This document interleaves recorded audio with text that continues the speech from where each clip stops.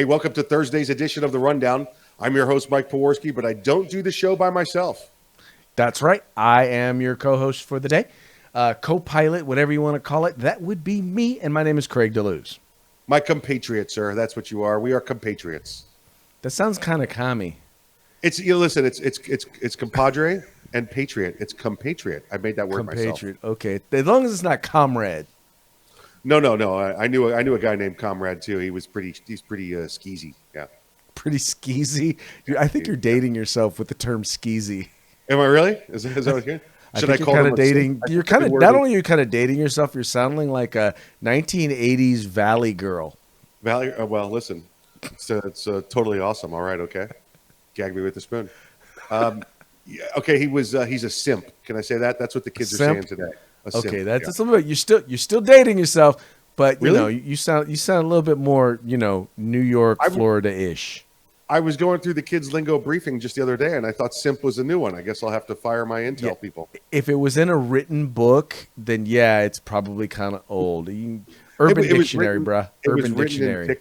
It was written in TikTok. So that's the newest intel source, I'm pretty sure. So, Craig, how was your night? Everything go good for you yesterday?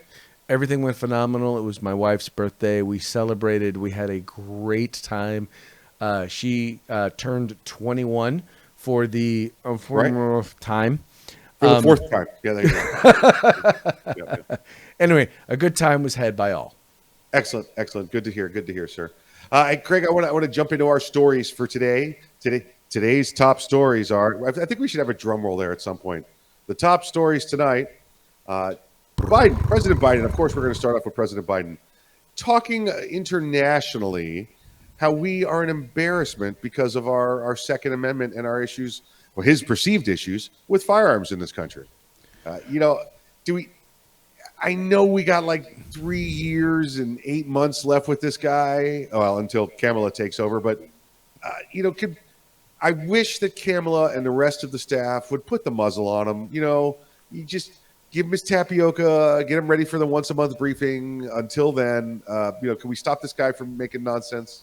Well, the idiotic thing about the stuff that he says is, so first of all, he's like, well, the fact that we don't have these gun laws in place is an embarrassment. And the problem is that there are many nations that have much stricter gun laws. And, oh, by the way, have a much higher percentage of gun deaths than we do here in the United States. And I'll just go to, Brazil, the murder capital of the world, right?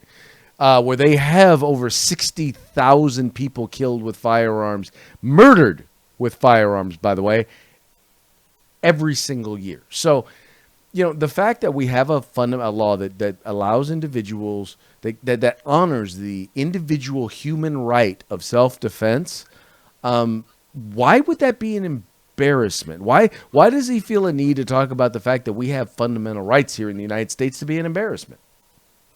It's his agenda. It's clearly the left's agenda. They want to take away guns and gun rights in the Second Amendment. We know that amendments are not absolute. I mean, that's kind of a new thing for me. But amendments are not absolute, evidently, according to him. So we're gonna get that. That's what we're gonna get from him. We're gonna have to fight this battle the whole time. I think the one good thing for us, though, Craig, is every time he says something stupid like this, it embarrasses himself. That the rest of the world leaders look at him and go, "Yeah, this guy's lost it."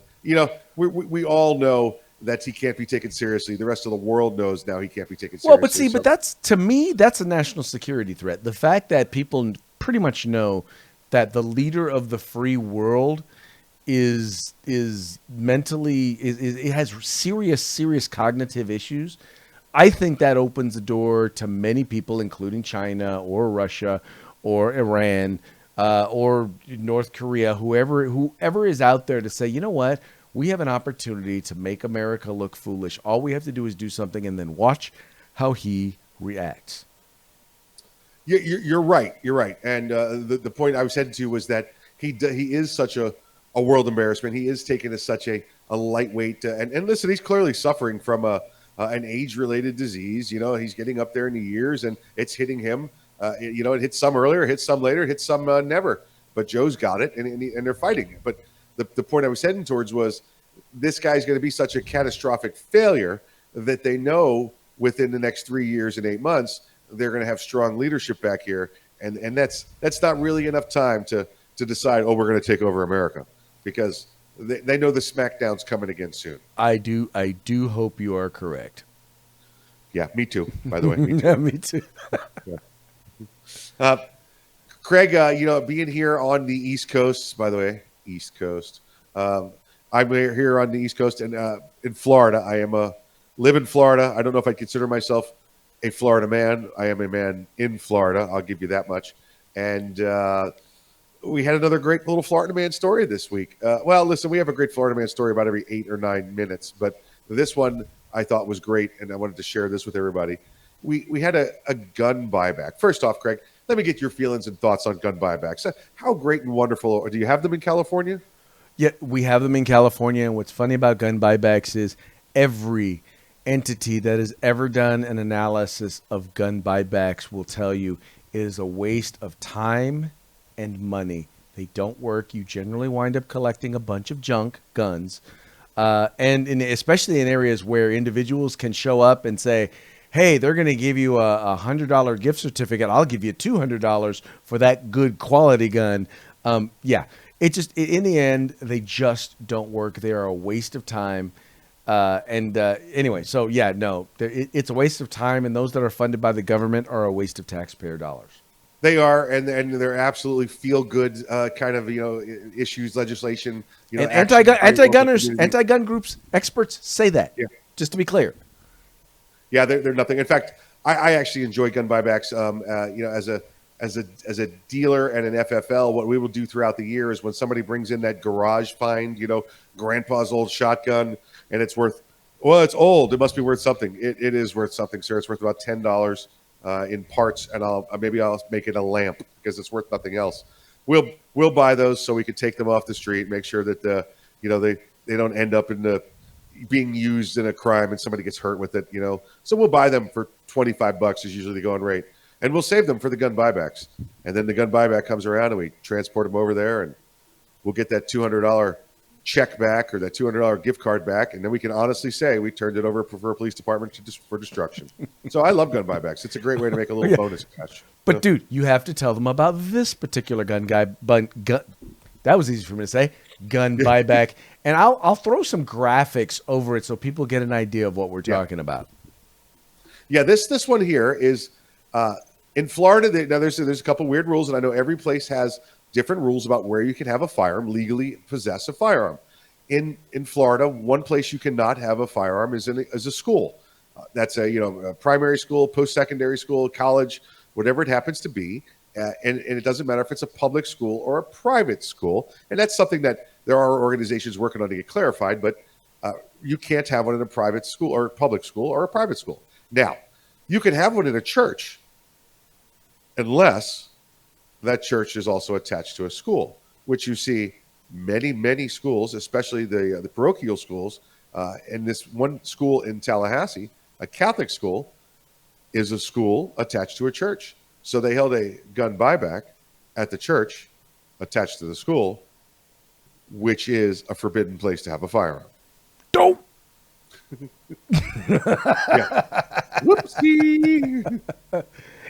See, but here's the problem with this, Mike, and this is ultimately what it comes down to, is that you have people who hate guns so much they don't bother to even know or understand gun laws. So they don't even know that in their effort to take guns off the street, they are violating the law. Yeah. Committing felonies, by the way, to make this happen.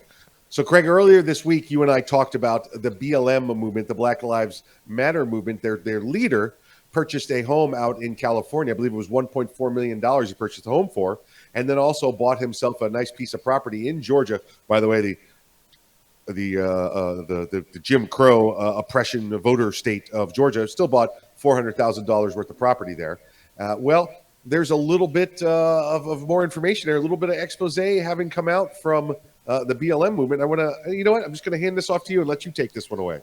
Okay. Well, first of all, I really do appreciate that you are sensitive enough to not, specifically gender identify her, because this particular founder was a her. She does look kind of butch, but It is, in fact, a her. But no, she wound up purchasing 4 properties across the United States, totaling over $2 million. Now, this is all from funds, largely that utilizing funds that were donated. Because keep in mind, Black Lives Matter, the organization, has received over $90 million over the last year since everything happened with George Floyd. Now, mind you, and I say this I don't know how many times, there's BLM, the statement, which I think all of us can agree with. All lives matter, because whether or not some of you politically correct folks want to believe, if all lives matter, then Black Lives Matter, period. So that's number one. But then there's the Black Lives Matter movement, which has some political aspects that all people can get behind, and some that some of us are not going to get behind. And then there's the organization, the 501c3, that's based in Marxist principles, founded by trained Marxists, their words, not mine, not ours. But that's the organization that has received $90 million. And clearly the Marxists who founded it, who don't necessarily believe in capitalism, well, they kind of believe in capitalism when it works for them.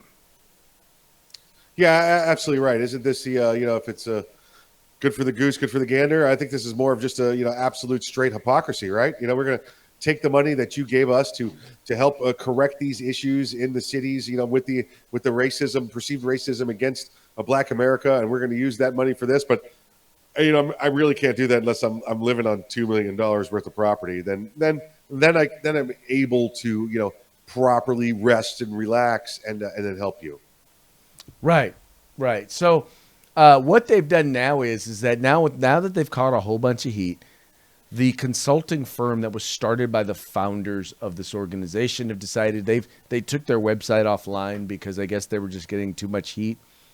They took their website offline, and now you can't find them to talk to them anywhere about the money that they stole. I mean, that they have appropriated or that has been redistributed to them or to their organization that they have then redistributed into their new multi-million-dollar real estate venture. Well, sure. When you got $90 million, you can build yourself a nice off-grid bunker and go into hiding. That's why we can't find them. It just got enough. I'm out. See you later. Well, I feel quite happy that I feel okay about it, because guess what? Not 1 cent of that $90 million came from me or mine. Right. Yeah. No, I'm not sure I know anybody also that sent them money, but who knows? Who knows? I know it didn't come from me. If you did, I hope you feel comfortable with it. Yeah, right. Maybe they'll let you visit them at the house. Use the pool, perhaps, when they're gone. There you go. There you go. Especially for some of you, hopefully it will help assuage you of your white guilt. Exactly right. Exactly right. Craig, jumping into our next story here, talking about guilt. Let's talk about people that are face law enforcement, face police, and have been killed by police. Now, whether this is we always seem to examine those that are the tragic, those that are in controversy, but there are plenty that happen throughout the year that are. Listen, it sounds cool to say they're justified, but they're within the law. These were ones that required officers to use force, and they used the force necessary to end a threat or to end a situation. Those numbers, if you listen to the mainstream media and you listen to the news, those numbers are wholly, displayed incorrectly. They would lend you to believe that every day a white officer kills a black man for no reason or for a legitimate reason, and white officers get the pass. It almost reminds me of the old Eddie Murphy skit where he's dressed white and as he walks around and the other white people just go, no, it's free, man. Just take it. Just go ahead and go. No, there's nobody watching. You can just take it. That's what they would have you believe, but that's not the case. And you've got the numbers there in front of you, Greg, don't you? Well, exactly. If you look at these numbers, folks, it's really kind of simple and it's really kind of plain. So if you look at these numbers, these are the numbers that come from the Washington Post. Now, the website that we have linked is a website called Statista, who pulls data and information and stuff like this from a bunch of different sites. But in this particular case, the data that they're using is from the Washington Post. That right-wing publication, that loved Donald Trump and hates Democrats. Yeah, the Washington Post. I'm being sarcastic for those of you who don't know. But right, but one of the things that I want you to note here as you look at these numbers. First of all, understand that in almost every year that's here, this is from 2017 all the way through to 2000 to March of 2021. But in almost every case, the numbers for the number of whites who were shot by police is almost double. In some cases, more than double of those who are black and shot by police. So, first of all, just the sheer number of incidents where this happens, we already know is overwhelmingly white people are shot by police more. But then people come back and they say, well, but statistically, based on their percentage in society, it's disproportionate. Well, my response to that is this: is that simply using their number based in society is not an accurate measure. You probably should look at their percentage based on police interactions. And when you look on numbers based on police interactions, well, unfortunately, I don't have this number, the thing right before me. But when you look at those numbers, it's either the same or it's actually a greater likelihood that a white is going to be shot by police than someone who's black. And Mike, one of the things that was real interesting to me about looking at these numbers is that in 2020, Right. for everyone else, there may have been a slight increase or it stayed the same. But for whites, there was a huge jump in the number of whites who were shot by law enforcement. Yeah, listen, not sure why, I mean, statistical anomaly, but the facts are there and the numbers are clear. It happened. This is, listen, no matter what you hear from the hate groups and from the left, facing a law enforcement officer in a deadly force situation is not exclusive to Black America. It happens to everyone if you violate the law, if you violate a deadly force encounter law. Listen, I would just say this, the same thing that I've been telling you since we started, and every time this topic comes up. Listen, don't break the law and you won't have to encounter the police. Now, is it going to happen sometime no matter what? They're investigating something and you happen to be in the area and you're innocent? Sure. You know what? But, cooperate. I'm not saying give anything up. I'm not saying give up your rights by any means. Be polite and answer some questions that don't violate your rights. But if you go out there and you break laws and break felonies, you're going to have more of an opportunity to meet the end of an officer's gun. Don't try to play civil rights lawyer in the middle of the encounter. No, do not. Just be. He's not a lawyer. He's not going to. He or she, the law enforcement officer that you're dealing with, is not. They're not interested in your online law degree. They're not interested in all of that. Your goal ought to, at that point, be to get through that situation alive, right? To get out of that situation with the information you need so that you can then take it to the proper authorities if you feel like your rights were violated and be able to address that issue. That should be your goal. Exactly right. Don't try to go to court on the street. We'll say that. Don't try to go to street court. Justice never works out against the cops. No, it does not. It does not. Not saying that they're right 100% of the time. We'll right. not tell you that. But you know what you want to do? You want to go home 100% of the time. You, as the citizen, you as the law-abiding citizen, want to go home 100% of the time. You, as the outside there committing felonies, the felon. You know what? I have no idea what's going through your head. I know it's not common sense. That's for damn sure. Well, you know what? I know that sounds bad because some people are like, well, but I'm not the trained officer. That's not my job. And I'm like, you know what? Sometimes there are things where it's not really about what's your job. It's about what's best for you and how do you best deal with the situation. And I'm not telling you to ignore it. I'm not telling you that it's right. What I'm telling you is that in a situation where you have someone, if this person, this man or woman is as bad as you think they are, then you need to protect yourself and get out of that situation in one piece so that you can then address it the appropriate way, in a way in which you have an opportunity to actually make a difference. If they are that bad. And if they're not, and your perception is wrong, well, then justice will be done. Exactly right. And I'll tell you this, stop getting all your information from entertainment. This is not the movies. This is not TV. The cop's not pulling you over to assassinate you. Okay, I'm sorry, that's not what's going on. Just be polite, be professional, the same as you expect of them. And listen, you might get a ticket out of it. That might not be what you want, but you know what? That's what happens sometimes. You know what though, Mike? I will tell you what my experience has been is that as I have adopted that attitude, I have actually gotten away with more warnings and non-tickets Right. simply by being pleasant, simply by being non-confrontational, simply by being compliant. Now obviously, if an officer asks me to search my car for no particular reason, I'm going to be nice and I'm going to be pleasant and I'm going to tell him, gosh, officer, I would love to let you search the car, but my attorney would kill me. So unfortunately, I can't allow you to do that. There you go. There So you go. you can be nice and pleasant and you can stand up for your rights and not and still de-escalate the situation. Yeah, exactly right. Always good advice, Craig. Yesterday's parting shot, we did a little news story about how the media, how the CNN was confronted by some individuals, and it got me thinking about another news story that I'd seen a few years back dealing with the lottery.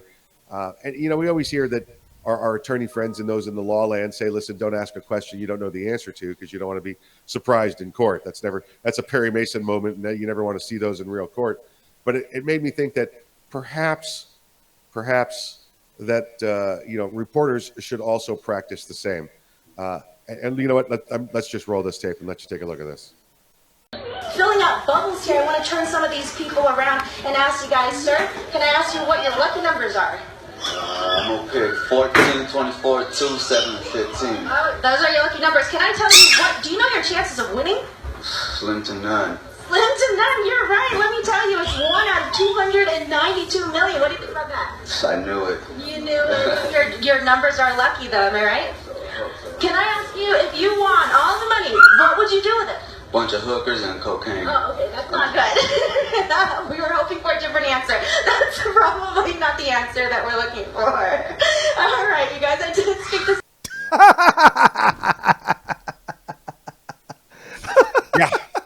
Yeah.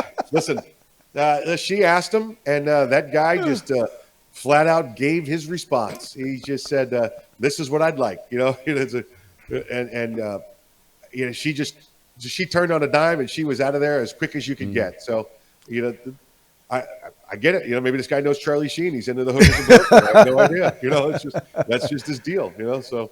Man on the street interviews. That's why man on the street interviews are best reserved for comedy bits.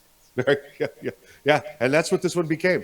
And look at just folks you usually saw it here. Go watch it again on the YouTube. And it's a great one. And just don't let your kids show it to their friends in school. That's don't let them do that. But folks, keep this at the cooler at work.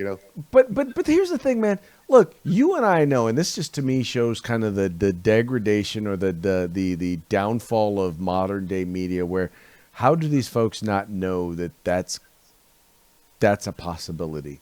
Yeah, right. In the age of sensationalism here, that's what everybody's going for. They're going for the soundbite. They're going for the click bit, and this guy got it. This guy got it. Oh, yeah. So. Oh, yeah, most definitely. Well, hey, folks, that's going to be it for this edition of The Rundown. We appreciate you guys tuning in. Thank you for following us on Facebook. Thank you for subscribing to our YouTube channel. And if you haven't already done both, then do both. Like, share, subscribe, folks. And listen, we'll see you tomorrow on Freaky Friday. Freaky Friday. See you tomorrow.